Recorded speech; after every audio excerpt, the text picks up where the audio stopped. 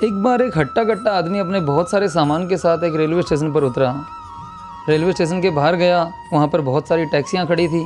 उसने एक टैक्सी वाले से पूछा कि मुझे यहाँ के प्रसिद्ध हनुमान मंदिर जाना है, तो वहाँ का कितना किराया लगेगा।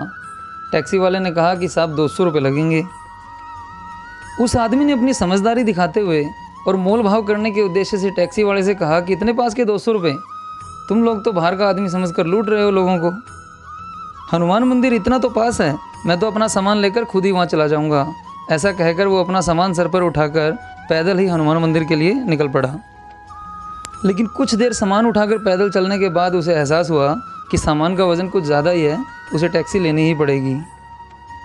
जैसे ही उसने टैक्सी के लिए इधर उधर देखना शुरू किया, उसे वही टैक्सी वाला आता हुआ दिखाई दिया जिसे उसे वो रेलवे स्टेशन पर छोड़कर आया था।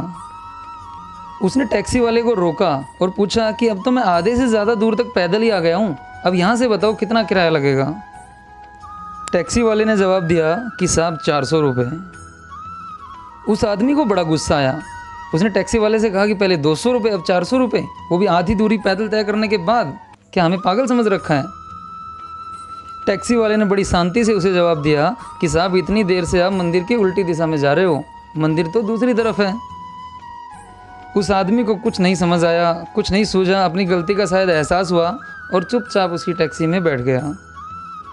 दोस्तों, हमारे साथ भी अक्सर ऐसा ही होता है। लाइफ में कई बार हम लोग किसी चीज़ को, किसी काम को बिना सोचे समझे, बिना गंभीरता से लिए सीधे काम शुरू कर देते हैं और फिर अपनी मेहनत और अपने समय दोनों को बर्बाद कर काम को भी आधे अधूरे में ही छोड़ देते हैं। ज़्यादातर लोगों की यही प्रॉब्लम रहती है। किसी भी काम को शुरू करने से पहले ये अच्छी तरह से सोच विचार कर लेना चाहिए कि आप क्या करने जा रहे हो और जो आप करने जा रहे हो क्या वो सही है भी कि नहीं। एक बात हमेशा ध्यान रखें कि केवल मेहनत करने से सफलता नहीं मिलती, सफलता सही दिशा में मेहनत करने से मिलती है। गलत दिशा में आप कितनी भी मेहनत क्यों ना कर लें, आपका समय और ऊर्जा दोनों बर्बाद होंगी, लेकिन सफलता नहीं मिलेगी। इसलिए आपने जो लक्ष्य अपने जीवन के लिए सोचा है, उस लक्ष्य को पाने के लिए, उस सफलता को पाने के लिए सही दिशा भी आपको पहले से ही सोच कर रखनी पड़ेगी। आपकी सफलता और असफलता दोनों इस बात पर भी निर्भर करती हैं कि आप काम करने से पहले सोचते हैं या नहीं।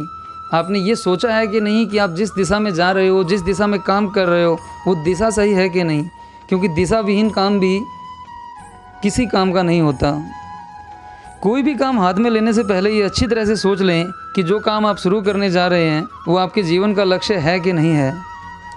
केवल मेहनत करने से लक्ष्य कभी नहीं मिलेगा, क्योंकि लक्ष्य तो मिलेगा सही दिशा में मेहनत करने से।